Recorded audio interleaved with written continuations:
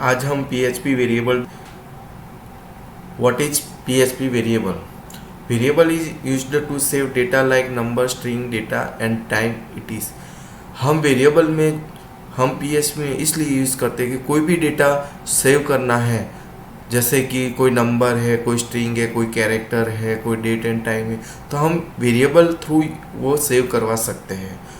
PHP variable start with the dollar sign followed by the name of variable. Example $X, $Y, $J। PHP में जब भी variable define करना है तब हम डॉलर साइन यूज़ करते हैं वेरिएबल के पहले। जैसे कि हम कोई एक वेरिएबल, सपोज हम X वेरिएबल को डिफाइन करना है तो उसके आगे हम डॉलर लगाएंगे तो $X मीन्स वो वेरिएबल डिफाइन हो जाएगा। PHP variable name must start with a letter और underscore character. PHP variable name can not start with the number. जब भी हम PHP वेरिएबल डिफाइन करते हैं तो हम उसके स्टार्ट और नंबर से नहीं कर सकते। एग्जाम्पल $9, तो $9 हम ले नहीं सकते, हम PHP variable as a use कर सकते नहीं है। PHP variable name can only contain alphanumeric characters and underscore. PHP variable names are case sensitive. जो भी PHP वेरिएबल हम डिफाइन करते हैं वो केस सेंसिटिव रहता है। जैसे कि हम स्मॉल लेटर में लेते हैं $I, तो उसको हम कैपिटल I में यूज़ नहीं कर सकते, वो केस सेंसिटिव है। The PHP echo statement is used to display output data to web browser. कहीं कुछ भी हमें आउटपुट डिस्प्ले करवाना है वेब ब्राउज़र तो हम इको स्टेटमेंट ले सकते हैं। उसके ऑप्शन में प्रिंट भी हम ले सकते हैं, एक प्रिंट फंक्शन रहता है, वो भी आउटपुट डिस्प्ले करता है। PHP is loosely typed language because we don't need to define data type for variable. PHP automatically declare a data type to variable by depending on its value. हमें कोई भी किसी को सपोज डेटा टाइप का knowledge नहीं है तो भी वो PHP वेरिएबल यूज़ कर सकता है। जैसे डेटा टाइप आपको पता है कि कैसे रहते हैं, सपोज इंटीजर रहते हैं, फ्लोट, डबल, बहुत सारे स्ट्रिंग, बहुत सारे डेटा टाइप रहते हैं। हमें उसका नॉलेज नहीं है फिर भी हम PHP वेरिएबल यूज़ कर सकते हैं, क्योंकि PHP वेरिएबल को डेटा टाइप डिफाइन करने की ज़रूरत नहीं है। वो PHP जो सिस्टम रहती है वो ऑटोमेटिकली डिफाइन करती है डेटा टाइप, जैसे उसकी कैसी वैल्यू है उस टाइप वो ऑटोमेटिकली वो वेरिएबल डेटा टाइप डिफाइन करते थे। जैसे कि हम सपोज कोई वेरिएबल लेते हैं उसमें न्यूमेरिक वैल्यूज सेव करवाते हैं तो वो ऑटोमेटिकली इंटीजर उसकी डेटा टाइप डिफाइन कर देगी, हमें उसको डेटा टाइप डिफाइन करने की ज़रूरत नहीं है। PHP has 3 different variable scopes. उसके 3 टाइप की स्कोप्स हैं, जैसे कि local scope, global scope, static scope और फंक्शन पैरामीटर। फर्स्ट देखेंगे लोकल स्कोप किसके कहते हैं। A variable declared with in function has local scope and can only B accessed with in that function. जो भी फंक्शन के अंदर जितने भी वेरिएबल डिफाइन किए हैं वो वेरिएबल के लिए उसका वो लोकल स्कोप रहता है। वो वेरिएबल की वैल्यू हम आउटसाइड फंक्शन वो हम एक्सेस नहीं कर सकते हैं, ओनली विथ इन फंक्शन वो एक्सेस कर सकते हैं। सेकंड रहता है ग्लोबल स्कोप। ग्लोबल स्कोप किसके कहते हैं। A variable declared outside function has global scope and can only be access the outside of function. जैसे कहते हैं कि फंक्शन के बाहर जो भी वेरिएबल हमने डिफाइन की है वो फंक्शन की बाहर, तो उसका स्कोप फंक्शन की जो आउटसाइड रहता है वो उसका ग्लोबल स्कोप हो गया है, वो हम उसकी value inside of function access नहीं कर सकते। Static scope. A static variable inside function will not delete its value when function exists. जब फंक्शन के अंदर कोई भी वेरिएबल हमने एज ए स्टैटिक डिफाइन किया है तो वो उसका स्टैटिक स्कोप हो जाता है। स्टैटिक स्कोप में क्या रहता है कि जब भी हम फंक्शन के बाहर निकलते हैं तो और फिर से फंक्शन को कॉल करते हैं तो भी उसकी वैल्यू हमें जो प्रीवियसली वैल्यू रहती है, जो सेव रहती है, वो वैल्यू हमें मिलती है। Function parameters. It can be passed through function name. अभी फंक्शन पैरामीटर क्या रहते हैं कि जब भी हम फंक्शन नेम डिफाइन करते हैं, फंक्शन नेम लेते हैं, उसके अंदर ही हम वो वैल्यू पास करवा सकते हैं एज अ पैरामीटर।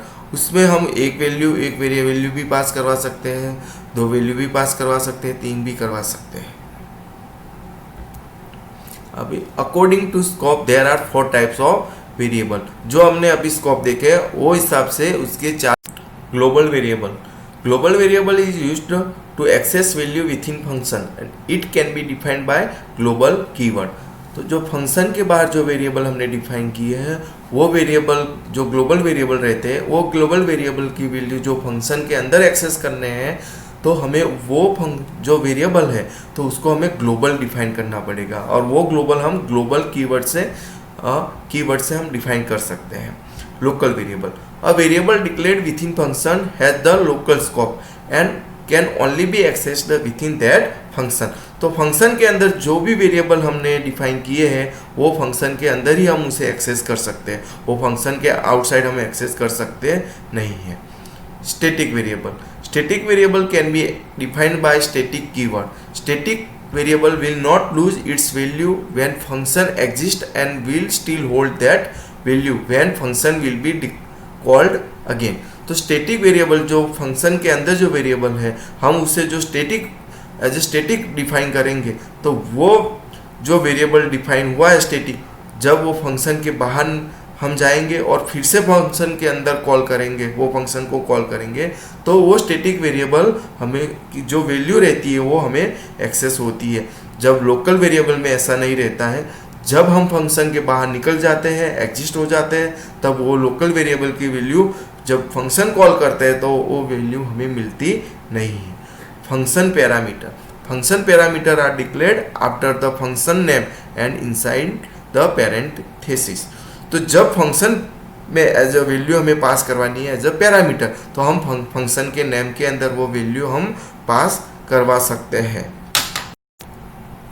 अब हम ये जो PHP वेरिएबल है वो कोडिंग में देखेंगे कि वो कैसे वर्क करता है।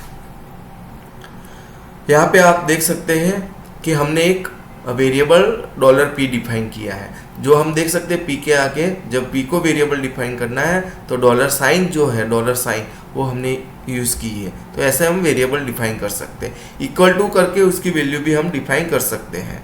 यहाँ पे हमने PHP लोकल वेरिएबल कैसे वर्क करता है, तो एक हमने फंक्शन लिया है, फंक्शन जो है लोकल वेरिएबल नाम का फंक्शन है, उसके अंदर एक सेम वेरिएबल $p हमने वैल्यू असाइन की है 0, और एक जो ग्लोबल असाइन किया है $p ग्लोबल वेरिएबल है जो फंक्शन के आउटसाइड है, उसकी वैल्यू 4 है। तो जब हम फंक्शन के अंदर वो वेरिएबल की वैल्यू एक्सेस करते हैं तो वो हमें वैल्यू मिलेगी 0, और जब उसको वो फंक्शन को जब वो फंक्शन के बाहर वो वेरिएबल लोकल वेरिएबल जब वैल्यू एक्सेस करते हैं तो वो हमें जो आउटसाइड ऑफ फंक्शन वैल्यू मिलेगी और वो 4 मिलेगी। हम इसको ब्राउज़र में देख सकते हैं। यहाँ पे PHP लोकल वेरिएबल जो इनसाइड फंक्शन था तो उसकी वैल्यू 0 थी, तो आउटसाइड फंक्शन उसकी वैल्यू 4 हो गई।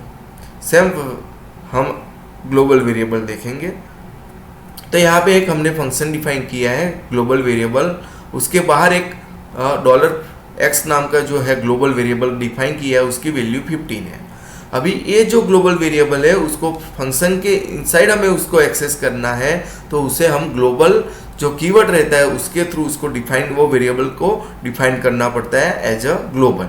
जब हम यहाँ पे ग्लोबल डिफाइन किया है $x को, तो हमें जो ग्लोबल वेरिएबल जो है उसकी वैल्यू हमें इनसाइड फंक्शन हमें वो वैल्यू मिल सकती है। हमें यहाँ पे जो x को इंक्रीमेंट किया है तो हमें 15 है, तो उसकी इंक्रीमेंट होकर उसकी वैल्यू 16 होगी। The value of global variable inside function is $x, तो उसकी वैल्यू हमें क्या मिलेगी 16 मिलेगी, क्योंकि हमने ये जो ग्लोबल वेरिएबल है उसको फंक्शन के अंदर ग्लोबल कीवर्ड थ्रू उसको ग्लोबल डिफाइन किया है, इसलिए हमें मिलती है। यहाँ पे हमने ग्लोबल वेरिएबल कॉल करवाया है। अभी ग्लोबल वेरिएबल कॉल करवाने के बाद हम देखते हैं उसको आउटसाइड वैल्यू को क्या मिलेगी, तो वो मिलेगी 15। तो आउटसाइड फंक्शन हमें वो वेरिएबल की जो वैल्यू है वो 50 मिलेगी। यहाँ पे हम ब्राउजर में देख सकते हैं value of global variable function is 16 और value of global variable outside function is 16। तो आप ये देख सकते हैं कि यहाँ पे जब कॉल किया तो इंक्रीमेंट हो गया, इसलिए 15 की जगह हमें वैल्यू हो गई इंक्रीमेंट 16। तो आउटसाइड भी वो ग्लोबल वेरिएबल की वैल्यू क्या होती है 16, क्योंकि हम ग्लोबल वेरिएबल जो ग्लोबल वेयर नाम का जो फंक्शन है वो हमने कॉल करवाया है। सेम हम स्टैटिक वेरिएबल देख सकते हैं। यहाँ पे स्टैटिक वेयर नाम का एक फंक्शन लिया है जो एक $p नाम का वेरिएबल है, वो उसको फंक्शन के अंदर जो लोकल वेरिएबल है उसको यहाँ पे हमने स्टैटिक वेरिएबल डिफाइन किया है यूजिंग अ स्टैटिक कीवर्ड, और उसमें आप देख सकते हैं कि हमने 0 वैल्यू असाइन की है, उसके बाद वो वेरिएबल की इंक्रीमेंट किया है प्लस प्लस करके।